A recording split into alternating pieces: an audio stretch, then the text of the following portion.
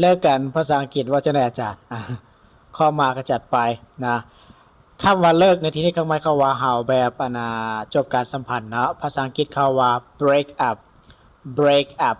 break up โอเคเฮาเลิกกันเถอะ let's break up let's break up ค่อยอยากเลิกกับเจ้า I want to break up with you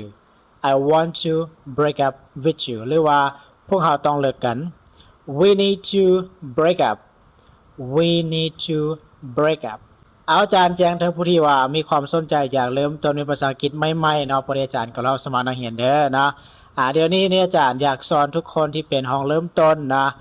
บ่มีพื้นฐานเลยมันอยากรู้ภาษาอังกฤษอยากเข้าใจภาษาอังกฤษแล้วแม่นอาจารย์เรียนนี่ตอนรับเด้อเนาะจะเริ่มเรียนแม่นวันที่17จะมานี้เนาะจะเรียนวันเฉพาะวันเสาร์วันอาทิตย์เด้อเพราะวันอื่นอาจารย์บ่ว่างแล้วเรียนแต่วันเสาร์วันอาทิตย์เวลา7:00 9:00 นเด้อ7:00 9:00 นเนาะจะเป็นภาคแรงเนาะก็หมายความว่าเฮาเลิกเวกเลิกงานแล้วเขาก็มีเวลาในการเข้าเรียนให้แล้วก็นอนนะโอเคสำหรับราคาแม่น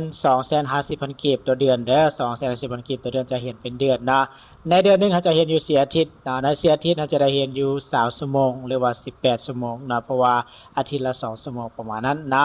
โอเคผู้ใดที่ว่าวางเรียนแล้วแม่นหิมมาสมัครทางอาจารย์โดยเพราะวันที่17นี่จะเริ่มแล้วโอเคครับใจบ๊ายบาย